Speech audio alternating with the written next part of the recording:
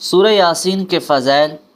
پہلی فضیلت سورہ یاسین کی یہ ہے، سورہ یاسین کو قرآن کا دل کہا جاتا ہے۔ حضرت عباس رضی اللہ تعالی عنہ سے روایت ہے، اللہ کے حبیب صلی اللہ علیہ وسلم نے ارشاد فرمایا، میرا دل یہ چاہتا ہے کہ ہر مومن کے دل میں قرآن کا دل ہونا چاہیے۔ ہر مومن کے دل میں قرآن کا دل ہونا چاہیے، مطلب ہر مسلمان کو سورہ یاسین یاد ہونی چاہیے۔ اسی لیے کوشش کریں سورہ یاسین خود بھی یاد کریں، اپنے بچوں کو بھی یاد کروائیں، اپنی بیٹیوں کو، گھر والوں کو سورہ یاسین یاد کروائیں۔ حضور کریم صلی اللہ علیہ وسلم کا پاک ارشاد ہے کہ اللہ رب العزت نے جب یہ زمین آسمان کوئی چیز نہیں بنائی تھی، 1000 سال پہلے زمین آسمان بننے سے اللہ تعالیٰ کی ذات نے جس سورت کی تلاوت کی وہ سورہ یاسین ہے۔ اللہ رب العزت نے اس سورت کی تلاوت کی، فرمایا یاسین والقرآن الحکیم انک لمن المرسلین، کہ اے پیغمبر آپ رسولوں میں سے ہیں، اے محمد آپ رسولوں میں سے ہے۔ بہت بڑی شان ہے، اللہ رب العزت نے میرے نبی کی نعت پڑھی ہے، میرے نبی کی شان بیان کی ہے زمین آسمان بننے سے بھی پہلے۔ عطا بن رباح ایک مشہور تابعی ہے، وہ یہ فرماتے ہیں کہ نبی کریم صلی اللہ علیہ وسلم کی یہ حدیث مجھ تک پہنچی ہے، جو بندہ بھی دن کے اندر صبح صبح ہی سورہ یاسین پڑھ لیتا ہے تو اللہ رب العزت اس کی تمام حاجات پوری کرتے ہیں، اس کے کاموں میں مدد کرتے ہیں۔ تو بہت سارے لوگ وظیفے پوچھ رہے ہوتے ہیں، اس سے بڑھ کر کوئی وظیفہ نہیں ہے، یہ نبی کریم صلی اللہ علیہ وسلم کی حدیث ہے، جو بندہ بھی صبح کو سورہ یاسین پڑھ لے سارے کام اس کے لیے آسان کر دیے جاتے ہیں اور تمام حاجتیں اس کی پوری ہو جاتی ہیں۔ اسی لیے کوشش کرنی چاہیے رات کو باوضو سوئیں، کوئی نہ کوئی سورت پڑھ کے سوئیں۔ نبی کریم صلی اللہ علیہ وسلم کا پاک ارشاد ہے، جو بندہ رات کو باوضو سوتا ہے اللہ رب العزت ایک فرشتہ بھیجتے ہیں، جو فرشتہ ساری رات اس بندے کے ساتھ بیٹھا رہتا ہے۔ جو بندہ باوضو سویا ہے وہ فرشتہ اللہ سے دعا کرتا رہتا ہے، اللہم اغفر لہ اللہم ارحمہ، اے اللہ اس کی بخشش فرما، جو باوضو سویا ہوا ہے اے اللہ اس کے اوپر اپنی رحمت فرما۔ ماشاءاللہ جس کے لیے فرشتہ دعا کرے رحمت کی تو اس کے اوپر رحمتیں ہی نازل ہوں گی، اور وہ رحمتوں کے اندر ہے، اور جس کے لیے فرشتہ بخشش کی دعا مانگے تو اللہ رب العزت اس کی بخشش بھی کر دیتے ہیں۔ اس لیے سورہ یاسین بھی پڑھیں، باوضو ہو کے بھی سوئیں، اور سورہ ملک بھی آپ لوگوں نے تلاوت کرنی ہے۔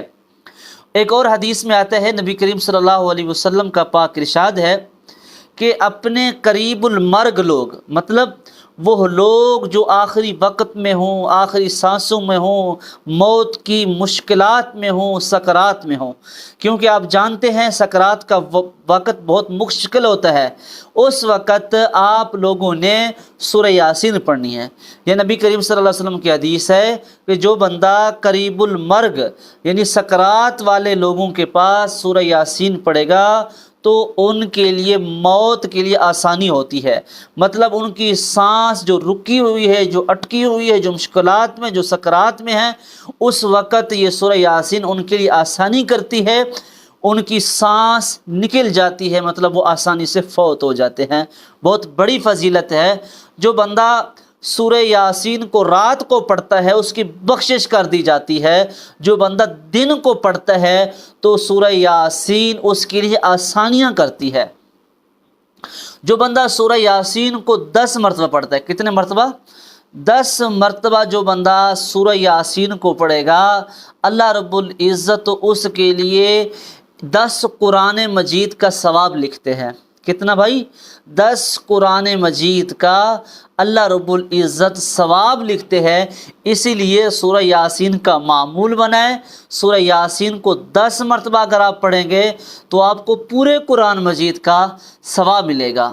جو بندہ رات کو سورہ یاسین پڑھتا ہے اللہ رب العزت اس کو صبح تک خوشیاں عطا کریں گے، مطلب رات کو بھی سورہ یاسین پڑھنی چاہیے۔ بہت سارے لوگ ایسے ہیں جو دن کو تو سورہ یاسین پڑھتے ہیں، صبح کے وقت تو پڑھتے ہیں، لیکن رات کو نہیں پڑھتے، اس لیے رات کو بھی کوشش کرنی چاہیے کہ سورہ یاسین کو پڑھیں۔ آپ کو اللہ رب العزت صبح تک خوشیاں عطا فرمائیں گے۔ یہ نبی کریم صلی اللہ علیہ وسلم کی حدیث مبارکہ ہے۔ ایک اور حدیث میں ہے، جو بندہ سورہ یاسین کو رات کو پڑھتا ہے، ایک اور حدیث ہے جس میں نبی کریم صلی اللہ علیہ وسلم نے ارشاد فرمایا، قرآن مجید میں ایک ایسی صورت ہے جو اپنے پڑھنے والوں کی سفارش کرتی ہے اور سننے والوں کی بخشش کرتی ہے۔ اسی لیے سورہ یاسین کو اپنا دل بناؤ، سورہ یاسین کو خوب پڑھو، بار بار پڑھو، نیکیاں ہی کماؤ۔ اس جہان میں دوستو ہم لوگ نیکیاں کمانے کے لیے آئے ہیں۔ یہ زندگی ہمیں بار بار نہیں ملنی، یہ زندگی میں ایک بار مل چکی ہے۔ جتنا ہو سکو نیکیاں کرو، جتنا ہو سکے برائیوں سے بچو، گناہوں سے دور رہو، نیکیاں کرتے رہو، لوگوں کو نیک بناتے رہو، اچھی اچھی باتیں کرتے رہو، بری بری باتوں سے پرہیز کرو، ہر کسی کے ساتھ خندہ پیشانی سے پیش آؤ، ہر کسی کے ساتھ اخلاق سے پیش آؤ، مسکراتے ہوئے پیش آؤ۔ نبی کریم صلی اللہ علیہ وسلم کا ارشاد ہے، جو بندہ اچھے اخلاق والا ہے وہ میرے ساتھی ہوگا، جنت میں میرا ساتھی ہوگا، اس کا مکان میرے ساتھ ہوگا۔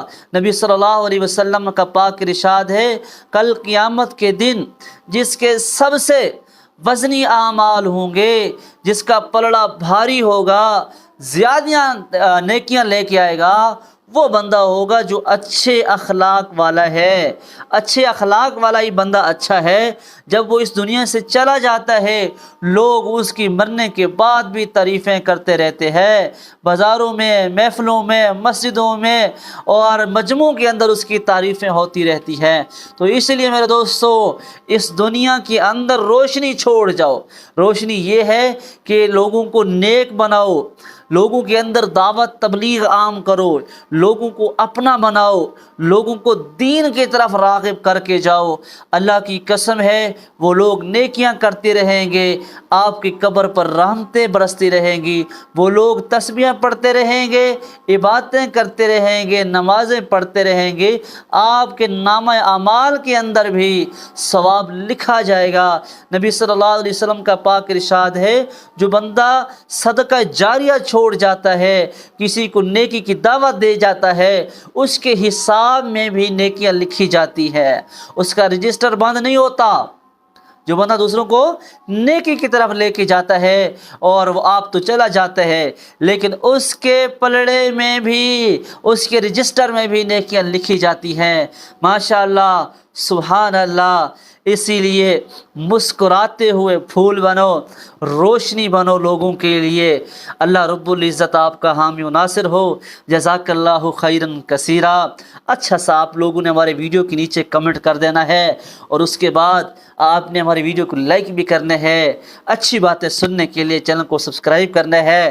اگر آپ نے ہمارے ساتھ دعاؤں میں شامل ہونا ہے تو آپ نے اچھا سا کمنٹ لکھنا ہے، انشاءاللہ آپ کو بھی دعاؤں میں یاد رکھیں گے۔